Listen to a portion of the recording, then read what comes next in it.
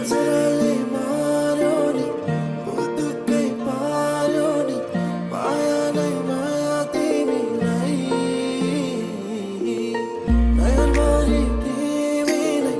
खेलेर बसेको छ पूर्णिमाको जुन तिमी नै